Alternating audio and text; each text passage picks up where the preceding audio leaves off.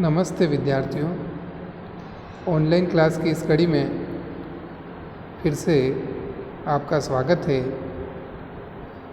छात्रों, पिछले वीडियो में हमने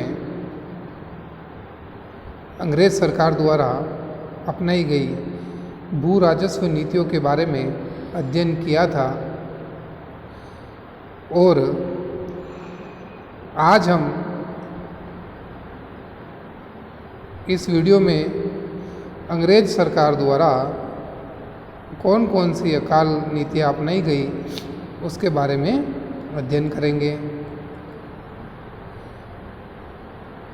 तो विद्यार्थियों,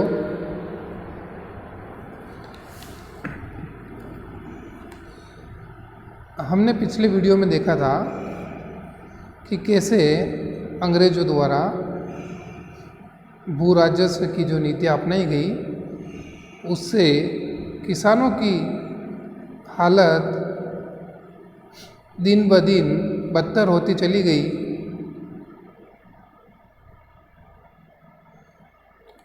और एक तो किसानों पर भू राजस्व का दबाव था, वही दूसरी ओर प्राकृतिक आपदाएं, जिसमें मुख्य रूप से बरसात का न होना, इस स्थिति में किसानों के द्वारा जो खेती की जाती थी उससे उतनी उपज नहीं प्राप्त होती थी, परंतु जो अंग्रेज सरकार द्वारा भू राजस्व निर्धारित किया गया था वह तो किसानों को देना ही था। इस कारण से किसान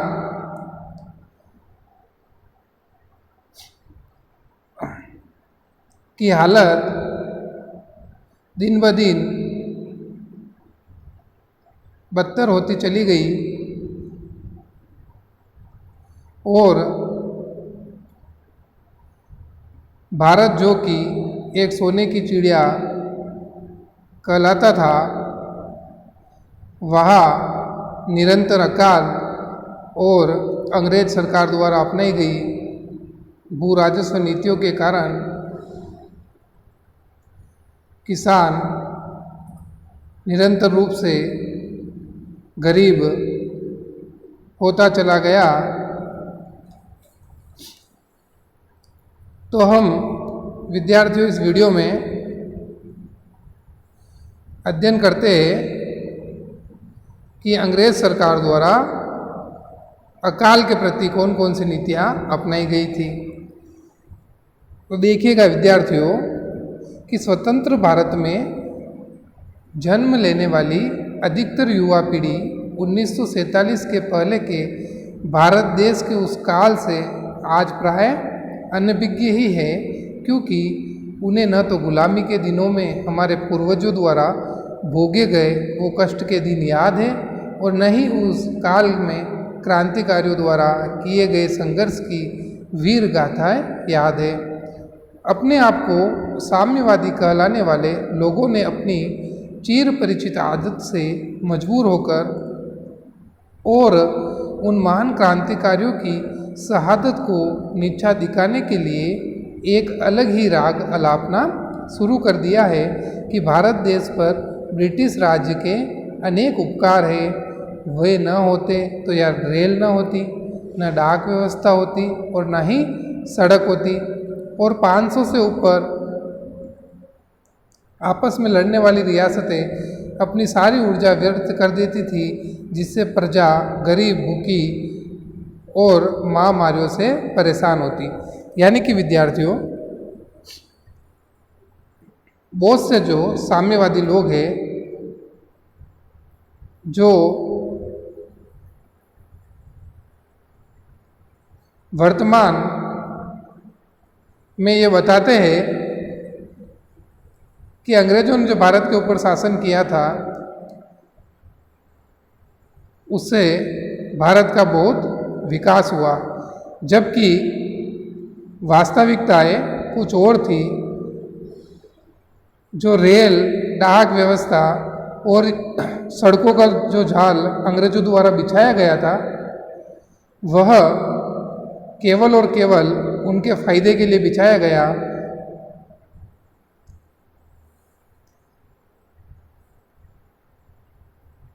या पीछे जो विद्यार्थियों आपको तस्वीर दिख रही है, यह 1860 के दौरान पड़े भीषण अकाल की तस्वीरें हैं, जिसमें आप देख सकते हो कि उस समय किसानों की हालत क्या थी। लोग भूखमरी से मरने लग गए थे और यह संख्या हजारों में न होकर लाखों में थी।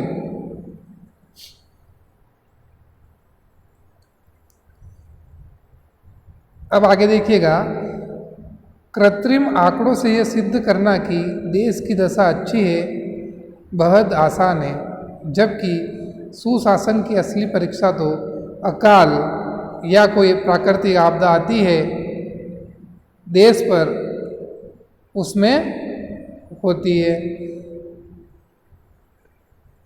यानी कि सरकार की असली परीक्षा तब होती है जब देश पर कोई विपदा आ जाए।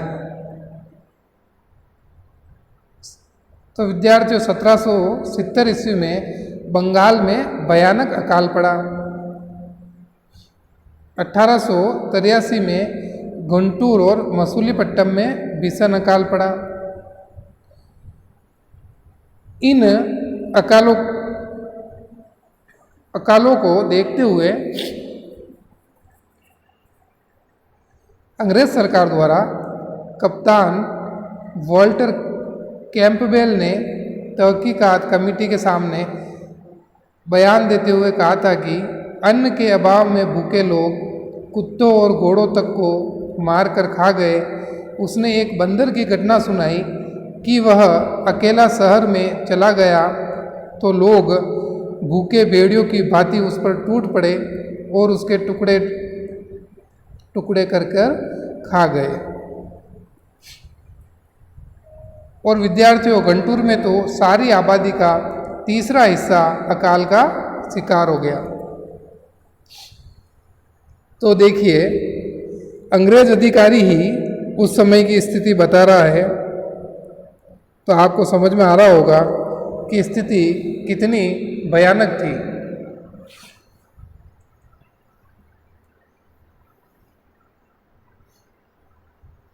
देखिए, इस प्रकार ब्रिटिश राज में अनेक अकाल पड़े। इसका मुख्य कारण था भूमि कर की प्रणाली, जिस पिछले वीडियो में अध्ययन किया था। तो इतिहासकार हुए एक रमेश चंद्र दत्त, उन्होंने अपनी पुस्तक India in the Victorian age की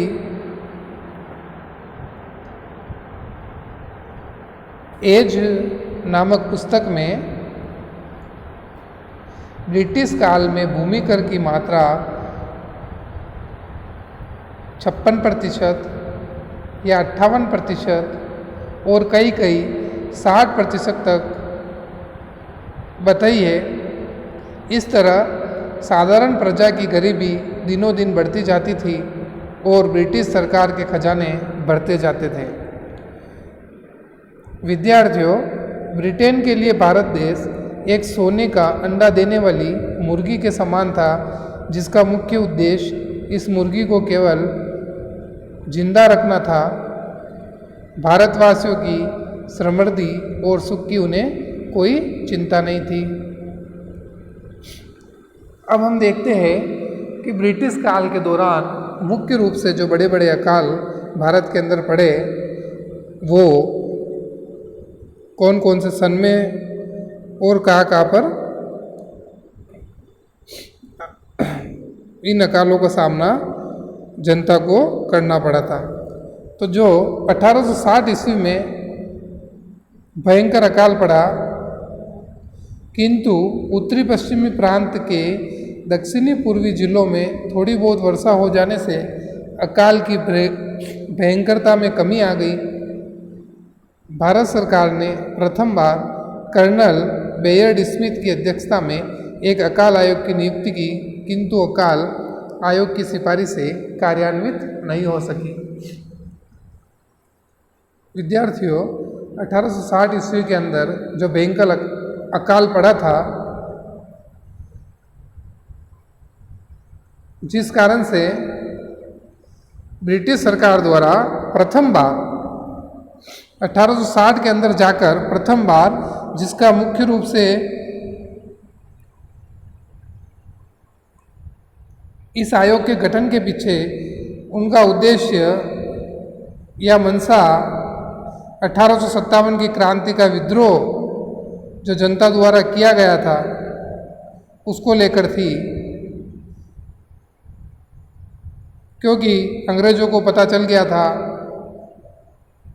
कि भारत की जनता अब चुप नहीं बैठने वाली है और इतना भयंकर विद्रोह जो 1857 की क्रांति में हुआ, जिसके अंदर अगर स्थानीय शासक अंग्रेजों का साथ न देते तो अंग्रेजों को उसी समय देश छोड़कर भागना पड़ता। तो 1857 की क्रांति के बाद अंग्रेज एक एक कदम सोच समझ कर आगे बढ़ाने लगे। इसलिए जब 1860 ईस्वी में अकाल पड़ा तो उन्होंने प्रथम बार अकाल आयोग की नियुक्ति की कर्नल स्मिथ की अध्यक्षता में। अगला जो अकाल 1866 से 77 ईस्वी में उड़ीसा और दक्षिणी पूर्वी समुद्री तट पर भयंकर अकाल पड़ा। इस अकाल से 10 से 20 लाख लोग मौत के मुंह में चले गए। देखिए संख्या कितनी बड़ी थी, 10 से 20 लाख लोग। व्यापारियों ने अनाज का भंडार भरकर स्थिति को और भी संकट में बना दिया। सरकार ने समय समय पर अपना उत्तरदायित्व नहीं संभाला। उड़ीसा में पड़े इस अकाल के कारणों तथा उसका सामना करने के उपायों पर विचार करने के लिए कैंपबेल की अध्यक्षता में एक अकाल आयोग नियुक्त किया गया। विद्यार्थियों, इतना बड़ा अकाल पड़ा था 1866 ईस्वी में कि इस अकाल के दौरान 10 से 20 लाख लोगों की मृत्यु हो गई। इस कारण से सरकार द्वारा कैप्टन कैंपबेल की अध्यक्षता में एक अकाल आयोग का गठन किया गया।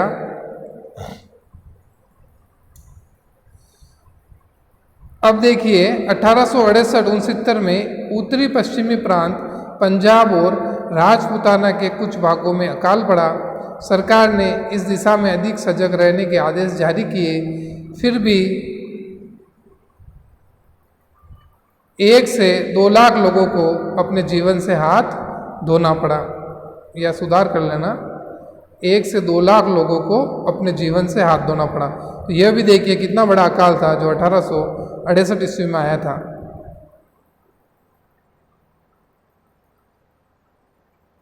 अब देखिए 1873 ईस्वी में पुनः मानसून असफल हो जाने से बिहार में भयंकर अकाल पड़ा। लॉर्ड नॉर्थब्रुक ने बर्मा से भारी मात्रा में चावल खरीदा तथा इस क्षेत्र में वितरित किया, जिससे अकाल की भयंकरता घट गई। 1873 में विद्यार्थियों जो गवर्नर जनरल था वह नॉर्थब्रुक था।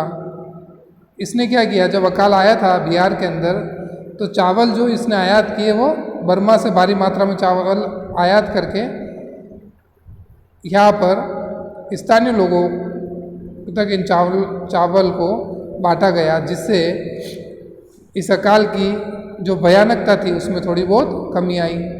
यह प्रथम अवसर था जबकि मनुष्यों को भूख से बचाया गया तथा अकाल का सफलतापूर्वक सामना किया गया, लेकिन यह समस्या का स्थायी हल नहीं था। तो अंग्रेज सरकार की ओर से जो पहला प्रयास जो किया गया था लोगों को भूखमरी से बचाने का, वह प्रयास नॉर्थब्रुक की ओर से किया गया था, परंतु यह कोई विद्यार्थियों इस समस्या का स्थायी हल नहीं था। देखिए, फलस्वरूप जब 1876-77 में पुनः मानसून असफल हो गया, तब फिर भीषण अकाल पड़ा। 1876 में इस प्रकोप से मद्रास, बम्बई, हैदराबाद और मैसूर तक ही सीमित रहा, किंतु अगले वर्ष पुनः मानसून की असफलता के कारण इसने मध्य भारत एवं पंजाब के कुछ क्षेत्रों को अपनी चपेट में ले लिया। तो विद्यार्थियों, आपको यह बात समझ में आ रही होगी कि अंग्रेज सरकार द्वारा जो नीतियां अपनाई गई थी, चाहे वो भू राजस्व को लेकर हो, चाहे अकाल के प्रति लेकर हो, वह सब विफल होती नजर आ रही थी, क्योंकि साल दर साल अकाल जब भी पड़ता था तो लाखों लोग मारे जा रहे थे और अंग्रेज सरकार द्वारा कोई प्रयास नहीं किया जा रहा था।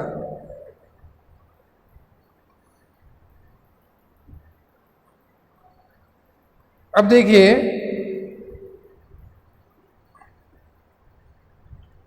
1876 और 77 में जो अकाल पड़ा था, यह विद्यार्थियों बहुत भयंकर अकाल था, क्योंकि पहले जो अकाल पड़े थे वह एक राज्य तक सीमित थे, परंतु यह जो अकाल था यह लगभग आधे से ऊपर भारत में,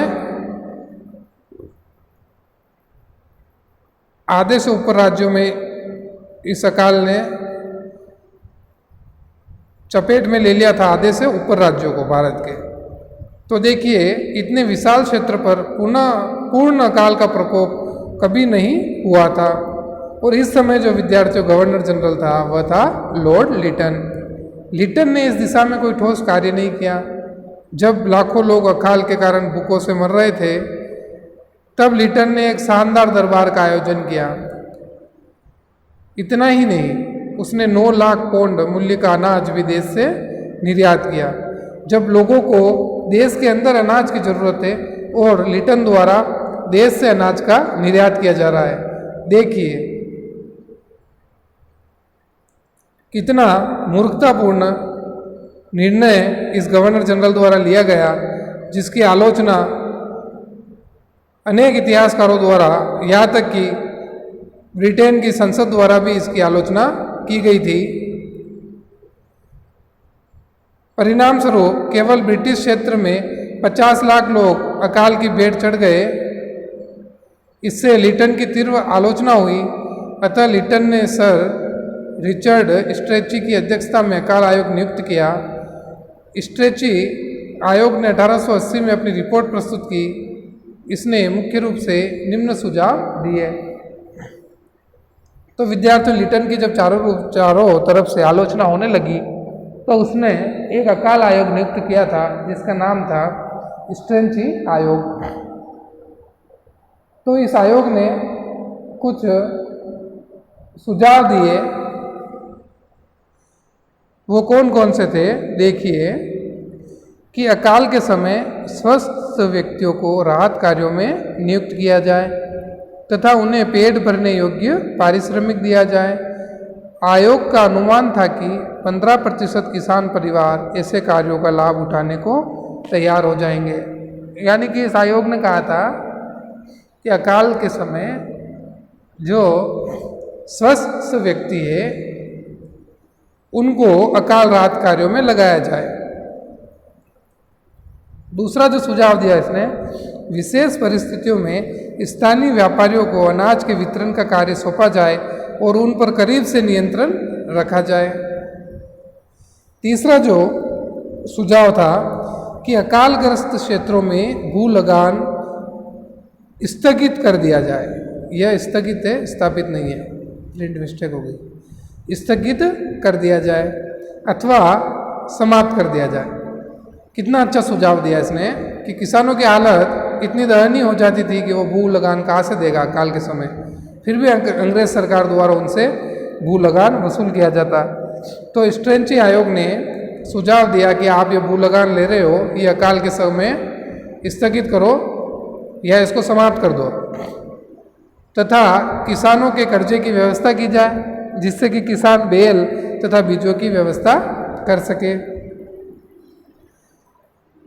अगला जो महत्वपूर्ण सुझाव स्ट्रेची आयोग ने दिया था कि सामान्य राजस्व में 15 लाख पौंड का एक विशेष कोष तैयार किया जाए जो अकाल के समय लगान कम करने अथवा माफ करने के काम आ सके तथा अकाल ग्रस्त क्षेत्रों में नहरें खोदने एवं रेलें निकालने के काम आ सके। यानी इसने कहा जो भी बजट तैयार होता है उसके अंतर्गत 15 लाख पौंड अकाल के नाम के अलग से एक बजट या विशेष कोष तैयार किया जाए।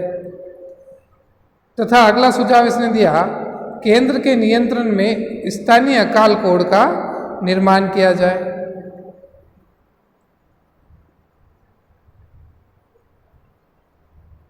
तो विद्यार्थियों, इस वीडियो में एक छोटा सा टॉपिक था आपके कि अंग्रेज सरकार द्वारा जो अकाल नीति अपनाई गई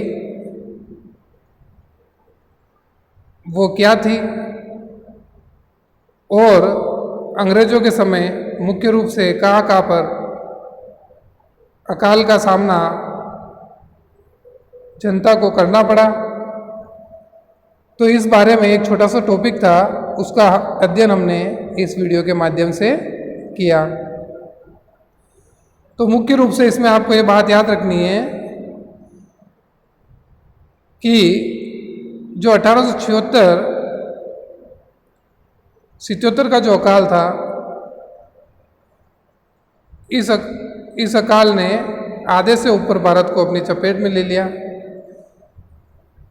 और इस समय जो आपके गवर्नर जनरल था वह था लॉर्ड लिटन।